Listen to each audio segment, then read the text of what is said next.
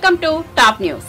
ఏపీలో త్వరలో సార్వత్రిక ఎన్నికలు జరగనున్న నేపథ్యంలో రాష్ట్ర సీఎస్ జవహర్ రెడ్డి వాలంటీర్ల విషయంలో జిల్లా కలెక్టర్లకు కీలక ఆదేశాలు చేశారు. ఎన్నికలతో ముడిపడిన ఎలాంటి ప్రక్రియలోనూ వాలంటీర్లు పాల్గొనరాదని స్పష్టం చేశారు.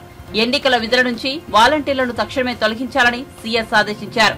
వాలంటీర్లు ఎన్నికల ప్రక్రియలో పాల్గొంటే ఈసీ మార్గదర్శకాలను ఉల్లంఘించినట్లేనని ఆయన తెలిపారు. వాలంటీర్లు పోలింగ్ ఏజెంట్లుగా ఉండరాదని తేల్చి చెప్పారు. కాగా ఎన్నికల షెడ్యూల్ ప్రకటిస్తారని భావిస్తున్నారు. షెడ్యూల్ ప్రకటించిన నాటి నుంచే కోడ్ అమల్లోకి వస్తుంది. ఈ నేపథ్యంలో సీఎస్ ఆదేశాలు ప్రాధాన్యత సంతరించుకున్నాయి. ఏపీలో విపక్షాలు వాలంటీర్ల పాత్రపై ఎప్పటి నుంచో అభ్యంతరాలు వ్యక్తం చేస్తున్నాయి. ఏపీలో వాలంటీర్లను ఎన్నికలు విధులకు దూరంగా ఉంచాలని ఎన్నికల సంఘానికి కూడా విజ్ఞప్తి చేశాయి. అటు వాలంటీర్ల విషయంలో సీఈసీ ఆదేశాలను రాష్ట్ర ప్రభుత్వం పాటించడం లేదంటూ citizens for democracy forum AP హైకోర్టులో పిటిషన్ కూడా వేసింది. ఈ పిటిషన్ పై విచారణ జరిగింది.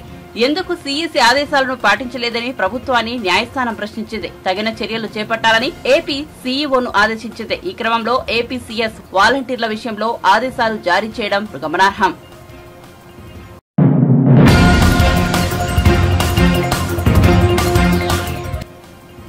పశ్చిమ బెంగాల్ సీఎం మమతా బెనర్జీ నుదుటిపై తీవ్ర గాయమవడంపై వైద్యులు పలు అనుమానాలను వ్యక్తం చేస్తున్నారు.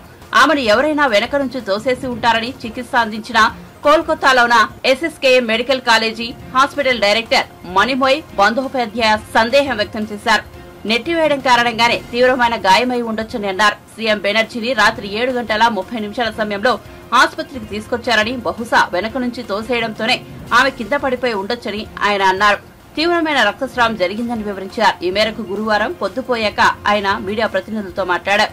Neuro surgery, general medicine, cardiology విభాగాలకు చెందిన నిపుణులు చికిత్స అందించారని మణిమోయ్ బందోపాధ్యాయ తెలిపారు. ఎలక్ట్రో కార్డియోగ్రామ్, సిటీ స్కాన్ వంటి పలు వైద్య పరీక్షలు నిర్వహించామని తెలిపారు.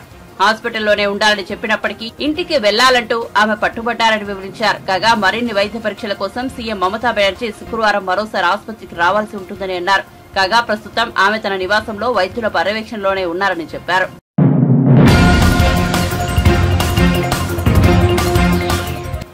ఉమ్మడి ఆదిలాబాద్ జిల్లా బీఆర్ఎస్ నేతలతో ఆ పార్టీ అధినేత కేసీఆర్ గురువారం సమావేశమయ్యారు. రానున్న లోక్సభ ఎన్నికల్లో ఆదిలాబాద్ లోక్సభ అభ్యర్థి అంశంపై చర్చించారు. ఈ సమావేశంలో ఎమ్మెల్యేలు కోవలక్ష్మి, అనిల్ జాదవ్, మాజీ మంత్రులు వేణుగోపాలాచారి, జోగురామన్న తదితరులు పాల్గొన్నారు. లోక్సభ ఎన్నికల్లో అనుసరించాల్సిన వ్యూహం, శ్రేణులను ఎన్నికలకు సిద్దం చేయడంపై కేసీఆర్ దిశానిర్దేశం చేశారు. నేతలతో చర్చించి అభ్యర్థిని ఖరారు చేయనున్నారు. గత లోక్సభ ఎన్నికల్లో బీఆర్ఎస్ తరపున పోటీ చేసిన నగేష్ ఇటీవలే బీజేపీలో చేరారు. ఆయనకు బీజేపీ టికెట్ కేటాయించింది. ఈ నేపథ్యంలో ఆసిఫాబాద్ మాజీ ఎమ్మెల్యే ఆత్రం సక్కు పేరును కేసీఆర్ పరిశీలిస్తున్నారు. ఆయనకు గత అసెంబ్లీ ఎన్నికల్లో పోటీ చేసే అవకాశం ఇవ్వలేదు. లోక్సభ టికెట్ కేటాయిస్తామని అధిష్టానం హామీ ఇచ్చింది. ఈ క్రమంలో తనకు టికెట్ రాదనే నగేష్ పార్టీ వీడి బీజేపీలో చేరినట్టుగా తెలుస్తోంది.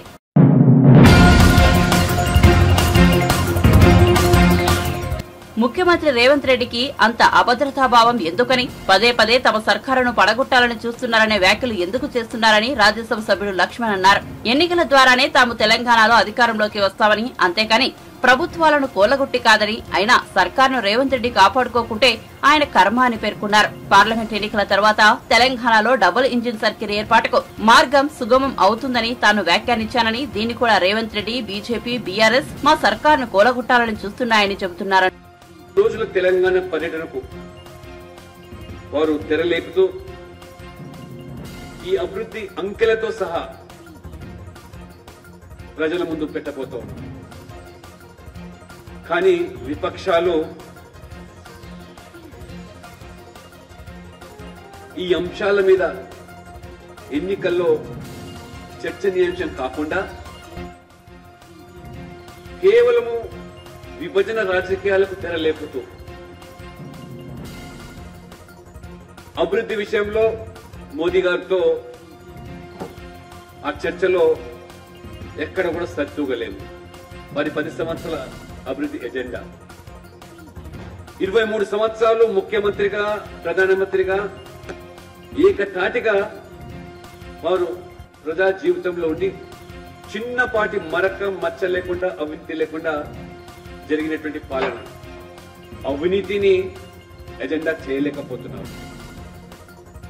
వారి 10 సంవత్సరాల కాలంలో జరిగిన కుంభకోణాలు, అవినీతి పుంకాలుగా ప్రజలు 12 లక్షల కోట్ల రూపాయలు యూపీఏ హయాంలో. కాబట్టి అవినీతి మీద చర్చ లేదు. మరి కుటుంబ పాలన, వంశపారపర రాజకీయాల గురించి ప్రధానమంత్రి గారు మోదీ గారు ప్రస్తావిస్తుంటే దాని మీద కూడా చర్చ లేదు. ఎందుకంటే వాళ్ళ కుటుంబ స్వప్రయోజనాల కోసమే పనిచేస్తున్న పార్టీలు, అది కాంగ్రెస్ అయినా, బీఆర్ఎస్ అయినా, ఎస్పీ అయినా, ఆర్జేడీ అయినా, నేషనల్ కాన్ఫరెన్స్ అయినా, డిఎంకే అయినా, ఏ పార్టీలైనా ఎవరి కోసం? వాళ్ళ బిడ్డల భవిష్యత్తు కోసం. కేసీఆర్ గారు కేటీఆర్ ముఖ్యమంత్రి చేయాలంటే సోనియా గాంధీ, రాహుల్ గాంధీ ప్రధానమంత్రి చేయాలి. స్టాలిన్, దయానిధి మారన్ను ముఖ్యమంత్రి చేయాలి. ఉద్ధవ్ ఠాక్రే తన కొడుకు ఠాక్రేను, ఆదిత్య ఠాక్రేను ముఖ్యమంత్రి. ఇది వాళ్ళ ఎజెండా. అంటే వాళ్ళ అభివృద్ధి మీద చర్చ లేదు ఎన్నికల్లో, లేదా ఇవాళ అవినీతి మీద చర్చ లేదు. వారసత్వ రాజకీయాలు, కుటుంబ రాజకీయాలు నడుపుతున్నారు మీరు అంటే సమాధానం లేదు. పైపెచ్చు మైనార్టీ బుజ్జగింపు రాజకీయాలు. ఇవాళ పౌరసత్వం యొక్క చట్టం బిల్లు తీసుకొచ్చి దాన్ని అమలు చేస్తే ఇది ముస్లింలకు వ్యతిరేకం అని చెప్పి దుష్ప్రచారం చేస్తా ఉన్నారు. ఇవాళ ఆఫ్ఘనిస్తాన్, పాకిస్తాన్, బంగ్లాదేశ్ లాంటి దేశాల్లో అవన్నీ కూడా మతపరమైనటువంటి పాలన, ఇస్లాం ఆధారంగా కొనసాగుతున్న పాలనలో మైనార్టీలుగా ఉండేటువంటి హిందువులు, క్రైస్తవులు, జైన్లు, పార్సీలు వివక్ష గురవుతున్నాము. మత మార్పులు ఒత్తిడి పెరుగుతూ ఉన్నది. మా మీద అత్యాచారాలు జరుగుతున్నాయి, దౌర్జన్యాలు జరుగుతున్నాయి. మా ప్రార్థనా స్థలాలకు రక్షణ లేదు. మేము బతకలేకపోతున్నాము. తిరిగి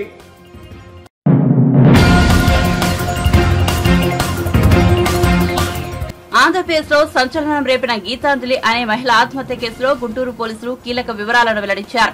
సోషల్ మీడియాలో ట్రోలింగ్ వల్ల ఆత్మహత్య చేసుకున్నట్లుగా భావిస్తున్న గీతాంజలి కేసుకు సంబంధించి 2 నిందితులను అదుపులోకి తీసుకున్నట్లు పోలీసులు వెల్లడించారు. ఈ మేరకు గుంటూరు జిల్లా ఎస్పీ తుషార్ డూడి గురువారం విలేకరుల సమావేశం నిర్వహించారు. తెనాలి గీతాంజలి కేసులో సంఘటనకు సంబంధించి సోషల్ మీడియాలో రాంబాబు, వెంకట దుర్గారావు అనే 2 అనుచిత పోస్టింగ్లను పెట్టారని అన్నారు. వారిద్దరిని గుర్తించి అదుపులోకి తీసుకున్నట్లు ఎస్పీ చెప్పారు. వారిని రిమాండ్ కోసం మెజిస్ట్రేట్ ఎదుట ప్రవేశపెడుతున్నట్లు చెప్పారు. సోషల్ మీడియాలో వచ్చిన ట్రోలింగ్స్ వల్ల మహిళలు, యువత ఎటువంటి ఆత్మ న్యూనతకు గురి కావద్దని ఎస్పీ తుషార్ డూడి వెల్లడించారు. సోషల్ మీడియా డేటా చూస్తే హండ్రెడ్స్ ఆఫ్ అకౌంట్స్ ఉన్నాయి. దాంట్లో 60 అకౌంట్స్ ఇలాంటివి ఉన్నాయి. చాలా ఆ లాంగ్వేజ్ మీరు చదివితే కూడా చాలా బాధగా ఉంది. ఇది అంతా చేసిన తర్వాత బ్యాక్గ్రౌండ్కి వెళ్ళి ఆ అకౌంట్ ఎవరు ఆపరేట్ చేస్తున్నాడు, ఎక్కడ ఉంటాడు, టీమ్స్ పెట్టాము. దాంట్లో కొంతమంది ఇప్పటి వరకు ఐడెంటిఫై అయ్యారు. ఆ కొంతమందిలో 2 ఈరోజు Rambabu son of Ramachandra Rao age 46 plus Venkata Durga Rao son of Appa Rao age 31 ఇయర్స్ని కస్టడీలో తీసుకోవడం జరిగింది. ఇప్పుడు మెజిస్ట్రేట్ ముందు రిమాండ్ కోసం ప్రొడ్యూస్ చేస్తాం. ఇంకా కొన్ని ఇండివిజువల్స్ని ఐడెంటిఫై చేసి ఉన్నాము. అకౌంట్స్ కూడా వర్కౌట్ చేస్తున్నాము. చట్టాల ప్రకారం ఎవరిది ఏ కంపోనెంట్ ఉంది, ఎలాంటి చర్యలు తీసుకోవాలి, అది మేము ఖచ్చితంగా చూసుకుంటాం. ఎందుకంటే ఈ విక్టిమ్ది ఆ రోజు ఆ ఇంటర్వ్యూ ఇవ్వకపోతే she would have been alive. ఆమెకి ఆ జాబ్ కూడా మేబీ వస్తుంది. 2 పిల్లలు ఉన్నారు. ఒక పాప 10 ఇయర్స్, ఒక పాప 7 ఇయర్స్. ఆ కుటుంబం అంతా బాగానే ఉంటుంది. ఆవిడ తప్పు ఏంటి? She made a video on 4th afternoon. ఎలాంటి ట్రోలింగ్ చేశారు, ఇప్పటి ట్రోలింగ్ కూడా I wanted to show you, కానీ మీ వ్యూవర్స్ ఉంటారు, ఫ్యామిలీ ఉంటారు, పిల్లలు ఉంటారు. ఆ లాంగ్వేజ్ ఇక్కడ పెట్టడానికి కుదరదు. కానీ మీరు మా దగ్గరికి వస్తే, నా టీమ్ని కాంటాక్ట్ చేస్తే ఆ కమెంట్స్ కూడా మేము చూపిస్తాం. Since it cannot be put on public platform, ఇక్కడ మేము పెట్టలేదు. ఇలాంటి వేరే కూడా ఈ ప్రాసెస్ ఇంకా నడుస్తుంది. ఐడెంటిఫై చేసుకొని ఖచ్చితంగా అందరిపైన చర్యలు తీసుకుంటాము. ఇక్కడ ఉన్న గుంటూరు ఎస్పీగా ఏపీ పోలీస్ తరఫు నుండి, నా తరఫు నుండి ఒక చిన్న రిక్వెస్ట్ ఉంది త్రూ మీడియా. పిల్లలకి మహిళలకి ఇంకా ఎవరికైనా ఇలాంటి పరిస్థితుల్లో మీరు ఉంటే మీరు ఫ్రీగా మా పోలీస్ స్టేషన్కి రావచ్చు, నా దగ్గరికి రావచ్చు, దిశ పోలీస్ స్టేషన్కి వెళ్ళవచ్చు. 1930 హెల్ప్ లైన్ ఉంది, మన దగ్గర దిశ యాప్ ఉంది. తర్వాత ఇక్కడ కూడా దిశ డిఎస్పీ గారి నెంబర్ కూడా నేను చెప్తాను, 8688831465. స్టేట్ మహిళా హెల్ప్ లైన్ ఉంది, 9154880389. మీరు మా దగ్గరికి రండి. మీకు కాన్ఫిడెన్షియలిటీ కావాలి అంటే మీరు మాకు ఒక వాట్సాప్ చేయవచ్చు, మెసేజ్ పెట్టవచ్చు. కానీ మీరు ఇలాంటి ఎక్స్ట్రీమ్ స్టెప్ తీసుకుంటే మీ వెనక ఉన్న వాళ్ళు ఫ్యామిలీ, మీ ఉన్న సొసైటీ చాలా పెద్ద ఇంపాక్ట్ ఉంటుంది. And plus it gives a strong hand to believe. ఎవరు ఇలాంటి చేస్తున్నారు వాళ్ళకి బలం పెరుగుతుంది. ఏం చేశాము, జరిగింది, చనిపోయింది, ఇంకా చేస్తాము, ఇంకా వేరే వాళ్ళని చేస్తారు. సో ఈయన విక్టిమ్ మేము ఇంకా గట్టిగా నిలబడాలి. పోలీస్ దగ్గరికి రండి.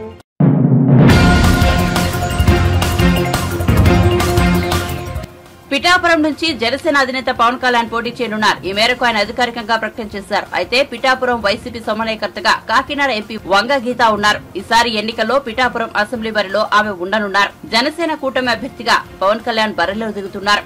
అయితే విజయం తమదేనని వంగ గీత ధీమా వ్యక్తం చేయనున్నారు. గురువారం మీడియాతో మాట్లాడిన ఆమె వైసీపీ అధిష్టానం నిర్ణయం మేరకు తాను పిఠాపురంలో పోటీ చేసేందుకు రెడీగా ఉన్నానని ఆమె తెలిపారు. పవన్ కళ్యాణ్ పోటీ చేసినా తానే గెలుస్తానని చెప్పారు. సీఎం జగన్ ప్రవేశపెట్టిన పథకాలే తనను గెలిపిస్తాయని వంగ గీత ధీమా వ్యక్తం చేశారు. వైఎస్ఆర్సీపీ పార్టీ గెలుస్తుంది, వైఎస్ఆర్సీపీ అభ్యర్థి గెలుస్తుంది. తప్పకుండా ప్రజా మద్దతుతో, మాకు సంపూర్ణ ప్రజా మద్దతు ఉంది. ఎవరైనా పోటీకి మేమంతా సిద్ధంగా ఉన్నాం. వైసీపీ విజయ అవకాశాలు ఎప్పుడు కూడా బాగుంటాయి. పిఠాపురం నియోజకవర్గంలో వైసీపీ తప్పకుండా ప్రజల యొక్క అభిమానంతో, ప్రజల మద్దతుతో, ప్రజల ఓట్లతో వైఎస్ఆర్సీపీ తప్పకుండా గెలుస్తుంది. రాబోయేది వైఎస్ఆర్ జగన్ గారు చేసిన అభివృద్ధి కార్యక్రమాలు, చేసిన సంక్షేమ కార్యక్రమాలు, వైఎస్ఆర్సీపీ వచ్చిన తర్వాత 2019 నుంచి ప్రజలకి పట్ల చూపించిన విధానము, పార్టీల రహితంగా జగన్మోహన్ రెడ్డి గారు చేసిన సంక్షేమం కానీ, విద్యా వైద్యం విషయంలో కానీ అన్నింటిలో కూడా ప్రజలు సంపూర్ణంగా వైఎస్ఆర్సీపీ మద్దతు కావాలని అనుకుంటున్నారు.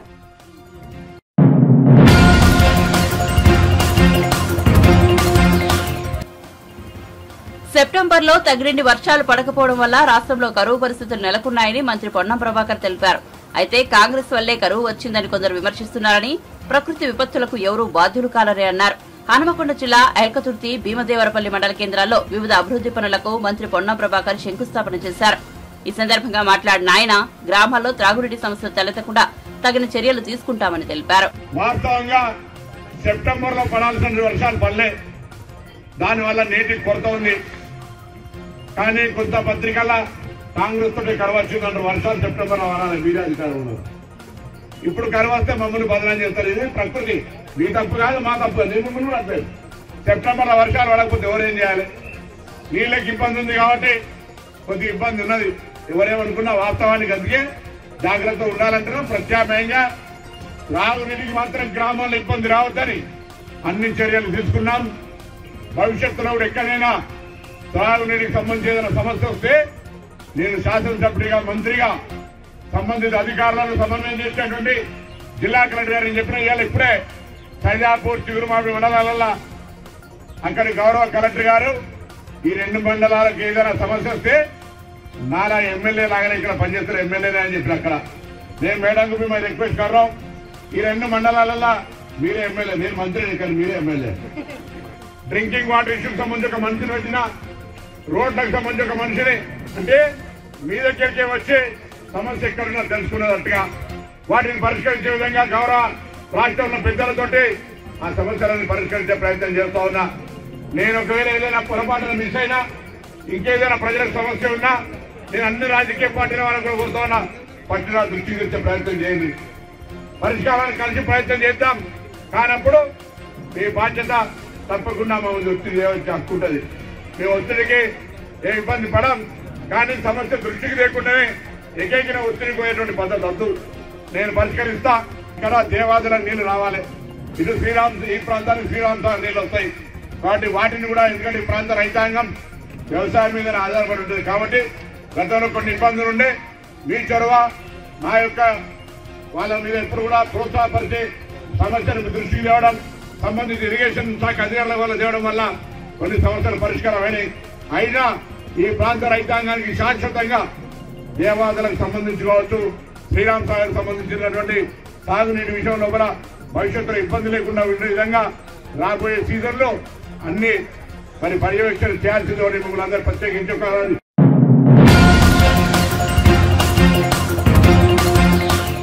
విశాఖ నుంచి ఎంపీ అభ్యర్థిగా తాను పోటీ చేయనున్నట్లు బీజేపీ ఎంపీ జీవీఎల్ నరసింహారావు తెలిపారు. బీజేపీ హైకమాండ్ ఆదేశాల మేరకే తాను విశాఖలో రాజకీయాలు చేస్తున్నట్లు ఆయన స్పష్టం చేశారు. విశాఖ నుంచి ఎంపీగా పోటీ చేస్తారని ఇప్పటికే బీజేపీ హైకమాండ్ కు చెప్పారన్నారు. విశాఖ ఎంపీ టికెట్ తనకే ఖచ్చితంగా వస్తుందని జీవీఎల్ వెల్లడించారు. ఇక తన పోటీపై తుది నిర్ణయం బీజేపీ అధిష్టానిదేనని జీవీఎల్ పేర్కొన్నారు. దక్షిణాది రాష్ట్రాల్లో ప్రధాని మోదీ 4 రోజుల పాటు పర్యటించనున్నారని తెలిపారు. ఈ నెల 17న ఏపీ ప్రధాని వస్తున్నారని చెప్పారు. వచ్చే ఎన్నికల్లో ఎన్డీఏ కూటమి అధికారంలోకి వస్తుందని జోషి చెప్పారు. తెలుగు రాష్ట్రాల్లో బీజేపీ బలోపేతమవుతుందన్నారు. విశాఖ సమస్యలపై పార్లమెంట్లోనూ చాలా సార్లు ప్రస్తావించినట్లు ఎంపీ జీవీఎల్ పేర్కొన్నారు. ఆలోచన లేదు, అందుకే దాని అభివృద్ధి కోసం, అలాగే ద్రోణంరాజ్ సర్కిల్ అభివృద్ధి కోసం, గోకుల్ పార్క్ అభివృద్ధి కోసం కొన్ని నిధుల్ని ఎంపీ ల్యాక్స్ నుంచి ఆల్రెడీ శాంక్షన్ చేయడం జరిగింది. అలాగే ఇక్కడ బార్ కౌన్సిల్ ఏదైతే ఉన్నదో విశాఖపట్నంలో మరి నూతన చట్టాలు వచ్చిన సందర్భంలో వారికి కొత్త పుస్తకాలు కొనుక్కోవాల్సిన అవసరం ఉంది కనుక పరిమితుల మేరకు ఎంపీ ల్యాక్స్ ఏదైతే అనుమతి చేస్తుందో వారికి పుస్తకాలు కొనుక్కోవటం కోసం బార్ కౌన్సిల్ లైబ్రరీ కోసం కూడా కొన్ని నిధుల్ని నేను నా ఎంపీ ల్యాక్స్ నుంచి కేటాయించడం, ఇవన్నీ అనుమతులు పొంది అమల్లో కాబోతున్నాయి కొద్ది రోజుల్లో. ఇది కాకుండా ఇక్కడ ఉన్నటువంటి ఎక్స్ సర్వీస్ మెన్, విశాఖపట్నం అనేది ఒక పెద్ద నేవల్ బేస్ ఉన్నటువంటి ప్రాంతం, eastern naval command head quarters ఉన్నటువంటి ప్రాంతం విశాఖపట్నం. ఇక్కడ మరి సుమారుగా పూర్వ సైనికులకి వారి ఆరోగ్య సేవల నిమిత్తం పాలిక్లినిక్ ఒకటి ఉంది. వాళ్ళకు ఉన్నటువంటి హెల్త్ ఫెసిలిటీ, ఆ హెల్త్ ఫెసిలిటీలో వారికి కొన్ని ఇబ్బందులు ఉన్న కారణంగా నా ఎంపీ ల్యాడ్స్ నుంచి ఒక 25 లక్షల రూపాయలతో అంబులెన్స్, కొన్ని ఎక్విప్మెంట్స్ కొనివ్వటం జరిగింది. అనేక రకమైనటువంటి యంత్రాల్ని, ఒక ఆఫీస్కి సంబంధించినటువంటి ఇన్ఫ్రాస్ట్రక్చర్ని, పేషెంట్స్కి సంబంధించినటువంటి వారికి కావలసినటువంటి వసతుల్ని ఇవన్నీ కూడా ఏర్పాటు చేయడం జరిగింది. దీన్ని ఒక వారం రోజుల క్రితమే నేను విశాఖపట్నంలో మరి సింధియా దగ్గర ఉన్నటువంటి పాలిక్లినిక్లో వాటిని హ్యాండ్ ఓవర్ చేయటం జరిగింది. అది కంప్లీట్ చేయబడి వాటన్నిటికీ హ్యాండ్ ఓవర్ చేయటం జరిగింది. ఈ విధంగా ఒక భారతీయ జనతా పార్టీ పార్లమెంటు సభ్యులు ఏ విధంగా అభివృద్ధి చేయొచ్చో చూపించడం జరిగింది. గత 3 ఏళ్లలో విస్తృత అభివృద్ధి. అలాగే ఆంధ్రప్రదేశ్ రాష్ట్రంలో చాలా కొద్ది జిల్లాల్లోనే జరిగినటువంటి దివ్యాంగులకు సంబంధించినటువంటి కేంద్ర ప్రభుత్వ పథకం, దాని కింద 3,000 మంది దివ్యాంగులకి దాదాపుగా 2.5 కోట్ల రూపాయల ఉచిత ఉపకరణాలని గత నెల రోజుల క్రితం అందించడం జరిగింది. అది కూడా కేంద్ర మంత్రి రూపాల గారి ద్వారా. ఆ పథకం కూడా ఇక్కడ నా చొరవ మేరకే ఆ పథకం కూడా ఇక్కడ దివ్యాంగులకి పథకం అమలు చేయడం జరిగింది.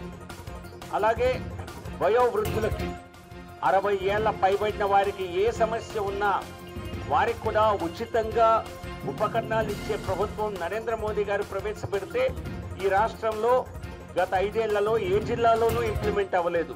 కానీ ఒక్క విశాఖపట్నంలో మాత్రం దాన్ని ఇంప్లిమెంట్ చేయటం జరిగింది. నేను చేసిన అభ్యర్థన మేరకు ఆ ప్రాజెక్ట్ ఇక్కడ కూడా అమలు చేయటం జరిగింది. సో ఈ విధంగా విశాఖ సమస్యల్ని కేంద్ర ప్రభుత్వ దృష్టికి తీసుకువెళ్తూ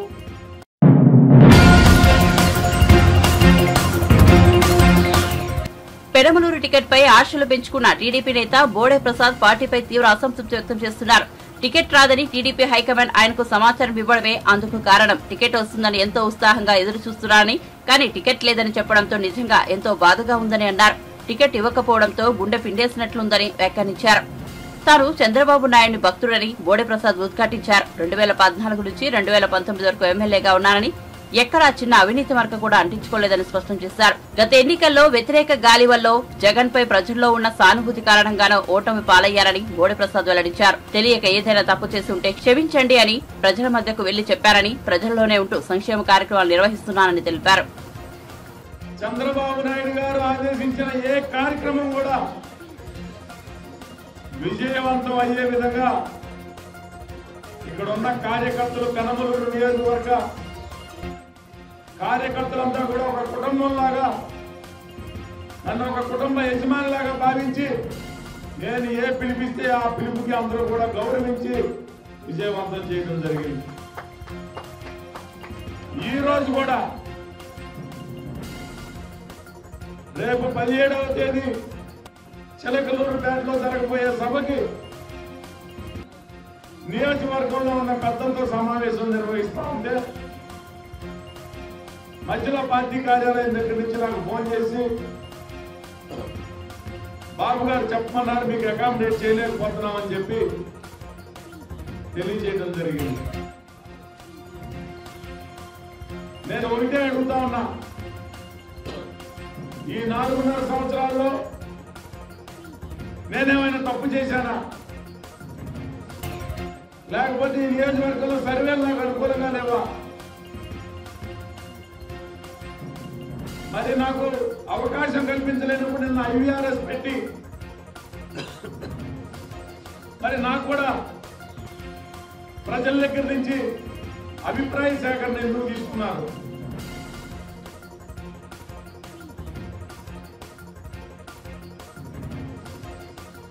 సర్వేలన్నీ బాగున్నాయి.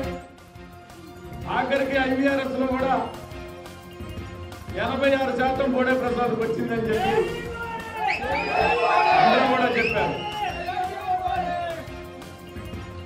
నేను ఓడిపోయినప్పుడు కూడా బాధపడలా.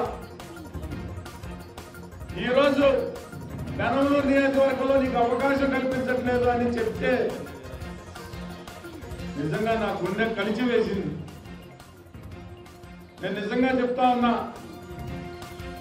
ఈ 10 సంవత్సరాల్లో భార్య పిల్లలకి కూడా దూరంగా కనీసం కుటుంబంతో గడపలేని సమయాన్ని కూడా నేను ఇవ్వలేకపోయాను. పార్టీ కోసం అహర్నిశలు కృషి చేశాను. కనీసం ఇంట్లో భార్య చీర కొనుక్కోవాలనో నగ కొనుక్కోవాలని అడిగితేనే మనం తర్వాత ఎప్పుడైనా చేసుకోవచ్చు. మనం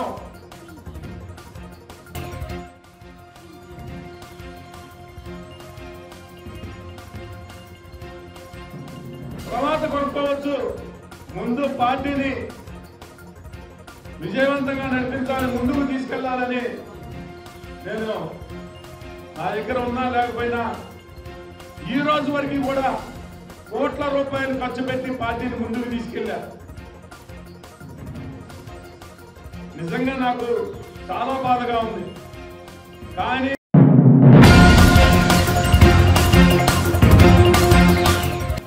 రేవంత్ కమ్మలకు న్యాయం చేస్తారనే నమ్మకం ఉందని రాజ్యసభ ఎంపీ రేణుకా చౌదరి అన్నారు. అన్ని కులాలని కలుపుకుని పోయేది కమ్మ సామాజిక వర్గం అన్నారు. తెలుగు జాతికి గుర్తింపు తెచ్చింది నందమూరి తారక రామారావు అని, చాలా మంది తనను ఎన్టీఆర్ కూతురు అనుకునేవారన్నారు. కమ్మవారిలో రైతు కూలీలు ఉన్నారని తెలిపారు. కమ్మవారికి ఈ కరువు సమయంలో కార్పొరేషన్ చాలా అవసరమన్నారు. మనం పోయాక విగ్రహాలు ముఖ్యం కాదని, మనం తీర్చిదిద్దే జీవితాలు శాశ్వతమన్నారు. ఆంధ్ర రాష్ట్రంలో కమ్మద్వేషి రాష్ట్రం ఏలుతో తన పక్కన వారితో కమ్మలని తిట్టించే పరిస్థితి ఎందుకు వచ్చిందని ఫరయ్యారు. పౌరుషం పట్టుదల ఉన్న సామాజిక వర్గం మనదన్నారు. బీఆర్ఎస్ అధినేత కూడా తన కొడుకుకి ఎన్టీఆర్ పేరు పెట్టుకున్నారని గుర్తు చేశారు. ఈ పెద్దవాళ్ళయ్యి పెద్ద పదవులు అలంకరించి సంపాదించి తల్లిదండ్రులనే కాకుండా దేశ సేవలో వాళ్ళు జోక్యం చేసుకొని ఈ దేశ భవిష్యత్తులో భాగస్వాములుగా వాళ్ళు ఉండగలిగారు అంటే అది మన శాశ్వతం. ఎక్కడ పోయినా అమ్మవారు బిడ్డ. ఇంకొక బలహీనత మనలో ఉంది. ఎవరికి వారు వాళ్ళు పేరు కులము గొప్పగా చెప్పుకుంటారు. మందప కృష్ణ మాదిగా అని చెప్పుకుంటాడు. అందరూ గౌరవిస్తాం కృష్ణాని. అలాగే యాదవులు చెప్పుకుంటారు, గౌళ్ళు చెప్పుకుంటారు, అందరూ చెప్పుకుంటారు. కమ్మవారు చెప్పుకునే దానికి భయపడి బెదిరిపోయే పరిస్థితులు ఎందుకు ఏర్పడినాయని, ఎందుకు మనము భయపడతాము పేరు చెప్పుకునేదానికి? ఎంతమందో ఇంటి పేరు చెప్పుకొని చౌదరీలు రావులు మానేశారు. చెప్పుకోలేక, బోర్డు పెట్టుకోవడానికి కూడా భయము. ఆంధ్ర రాష్ట్రంలో ఉమ్మడి రాష్ట్రంగా ఉన్నప్పుడు నేను రాష్ట్రం అంతా తిరిగిన దాన్ని నందమూరి గారితో పాటు. ఆంధ్ర రాష్ట్రంలో ఒక కమ్మ ద్వేషి రాష్ట్ర ముఖ్యమంత్రిగా అక్కడ రాజ్యం ఏలుతూ నానా హింసలు పెట్టి కమ్మ వాళ్ళనే పక్కన పెట్టుకొని వాళ్ళతోనే తోటి కమ్మ వాళ్ళని తిట్టించి ఈ హీనమైన పరిస్థితులకి మనం దిగజారాల్సిన అవసరం మనకి లేదు. మనము లేకపోతే సమాజం కూడా జరగదు. మనలో ఉన్నవాళ్ళు పెద్దవాళ్ళు చాలామంది ఉన్నారు, చాలామందిని పోషిస్తున్నారు, ఉద్యోగాలు కేటాయిస్తున్నారు. రాష్ట్రానికి దేశానికి ఆర్థికంగా మనము బలపరుస్తున్నాము. మనం చేసే సంపాదనలు సామాన్యం కాదు, అన్నీ కూడా చేయగలుగుతున్నాం. కాబట్టి తగిన గౌరవాన్ని కూడా మనం సంపాదించుకోవాలనేది నా కోరిక. ఇక్కడే కాదు, ఎన్ఆర్ఐస్ కూడా భయపడితే వాళ్ళ పేర్లు వాళ్ళు పెట్టుకోవడానికి ఇది చాలా శోచనీయం. సో మనము వెనకాడాల్సిన అవసరం లేదు, సిగ్గుపడాల్సిన అవసరం అంతకంటే భయం అనేది అసలు మన సామాజిక వర్గానికి చాలా తక్కువ. పౌరుషము పట్టుదలనే మనకి ఎక్కువ. గేరా పొగురు అని అంటూ ఉంటారు, ఉండాల్సిందే, అది ఉండాల్సిందే ఇవాళ రోజు, లేకపోతే మర్యాద కూడా లేదు. కాబట్టి ఈ నా ఆలోచన విధానాలు మీ ముందు నేను పెట్టాను. ఎందుకంటే ఎక్కడికి వెళ్ళినా కూడా, మొన్న ఎయిర్పోర్ట్ బాంబే ఎయిర్పోర్ట్లో నేనున్నా, ఒక ఆయన పరిగెట్టుకుంటా వచ్చి నా చేయి పట్టుకున్నాడు. ఎవరయ్యా బాబు నువ్వు? ఆశ లేదు మేడం, మీరు మిమ్మల్ని చూసి నేను చాలా గర్వపడుతున్నా, మాకు చాలా సంతోషం. ఆయన బాంబేలో ఆంధ్ర స్కూల్ నడుపుతారంట. ఆయన నేను మీ సామాజిక వర్గం మేడం, నేను ఈ పని చేస్తున్నాను, నేను అందరూ వాళ్ళని తీసుకొచ్చి నేను ఉద్యోగాలు ఇచ్చాను. నాకు ఎంతో గర్వంగా అనిపించింది. ఎంత చక్కగా ఇతర రాష్ట్రాల్లో కూడా మన సామాజిక వర్గం వాళ్ళకి ఆర్థిక విధానాలకి బలపరుస్తూ మన వాళ్ళకి అందరికీ సహకరిస్తూ ఇట్లా పెరగగలుగుతున్నామని, ఇది మనం లక్ష్యంగా పెట్టుకొని మనం ముందుకు సాగాలి. మనం ఐక్యత, ఇవాళ మీరందరూ వచ్చారంటే నాకు నిజంగా చాలా గొప్పగా ఉంది. మనందరం కలిసి కట్టుకుంటే అండి ఎవరు మనల్ని కాదనే సత్తా ఎవరికి లేదు. కాబట్టి నేను మీకోసం ఎప్పుడూ ఉన్నదాన్ని.